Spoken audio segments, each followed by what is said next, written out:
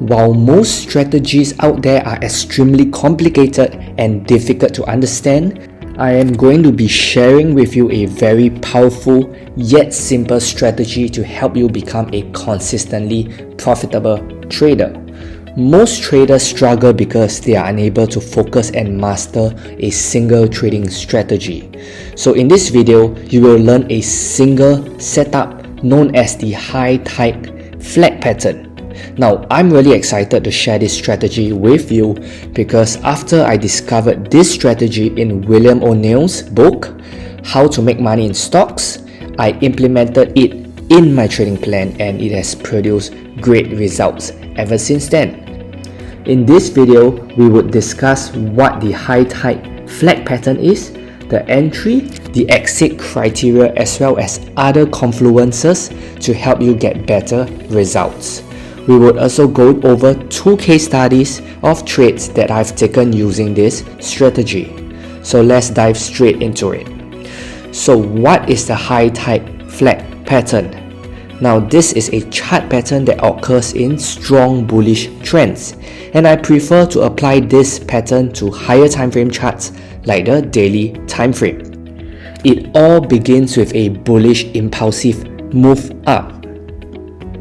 After this impulse, the market usually consolidates and pulls back for a few days or weeks. The pullback is often categorized by candles of smaller sizes, and this shows a reduction in the volatility of the financial asset that you are trading.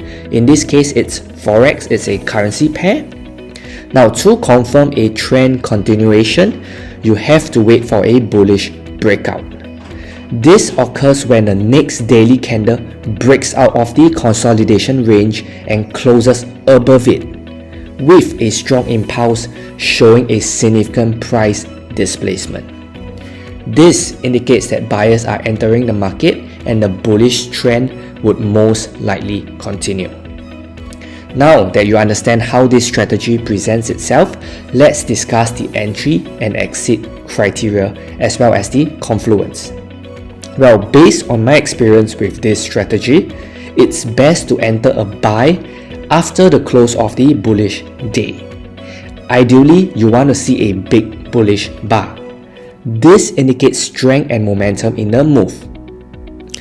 While this strategy does have a high win rate and good risk to reward ratio, you still need to use proper risk management and exit strategies. For me, I typically place my stop loss below the breakout candle.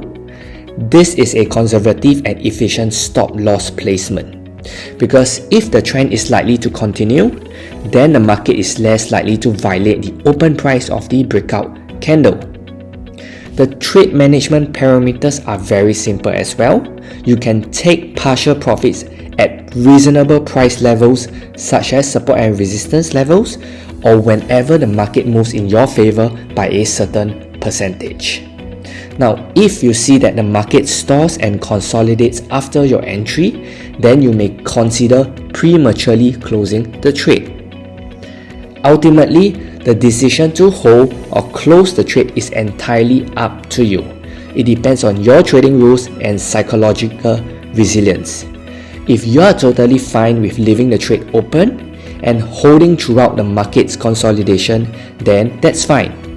But if you are not, that's fine as well. Do what feels comfortable to you. Now let's talk about confluences. As a trader, I love to complement price action strategies with indicators. Now this isn't compulsory and it's not mandatory as part of this strategy. But if you want additional odds enhancer so that you can find high probability trades, then this will help. So which indicator should you use for extra confluence? Well, for me, I like to use the moving averages. In this case, it's the exponential moving averages. Personally, I like to use the 10, 20 and 50 period exponential moving averages. These are dynamic support and resistance indicators that show the strength and momentum of the market trend. I have previous videos showing you how to use moving averages as dynamic support and resistance. So if you have not checked that out and you are new to trading, please consider checking that video out next. Now, the high tide flag strategy is a trend following strategy. Therefore, this makes exponential moving averages the perfect confirmation tools that we can use as confluence. Ideally, the high tide flag pattern should develop above all three EMAs. This shows that the uptrend is dominant and has persisted for a reasonable amount of time, so it's more likely to continue. In addition, it's best to see all three EMAs align sequentially. So what this means is that the 10 EMA should be above the 20 EMA and the 20 EMA should be above the 50 EMA. This arrangement is significant because it confirms the strength of the uptrend across different time periods. Exponential moving averages work by taking the average of opening or closing prices across a specific time period. Therefore, if the high tide flag pattern forms above EMAs of different periods, then the uptrend is dominant and strong. Most importantly, all three EMAs should trend upwards. This shows a strong momentum to the upside and a greater likelihood of having a bullish impulsive movement up. In addition to the use of EMAs, I love to observe and monitor price action from a lower time frame perspective. This isn't mandatory, but it can help you confirm a trend continuation. Bullish structure is categorized by higher highs and higher lows, and observing a bullish structure from a lower time frame perspective can help you confirm a higher time frame bullish impulsive move. With that said, let's discuss some case studies. The first example here is a buy trade on Kiwi dollar. First, we identify the impulsive movement here. After the impulsive movement, the market consolidated for a short period. Wait for the market to consolidate and break out of the range with a candle close outside the consolidation range. Enter at the open of the bullish breakout candle with the stop loss just below it. Fortunately for this setup, our rules for trading with the 10, 20 and 50 EMAs were met. We can see that the pattern developed above all the three EMAs. This was an indication that the uptrend was strong and very much likely to continue. The EMAs were sequentially arranged with the 10 EMA above the 20 EMA and the 20 EMA above the 50. This arrangement confirmed the bullish momentum of the Kiwi dollar. Most importantly, all the EMAs were in an uptrend. These confluences provided enough confirmation for me to take this trade, and it turned out to be a profitable one. Now let's take a look at another example. This time, let's have a look at the gold chart.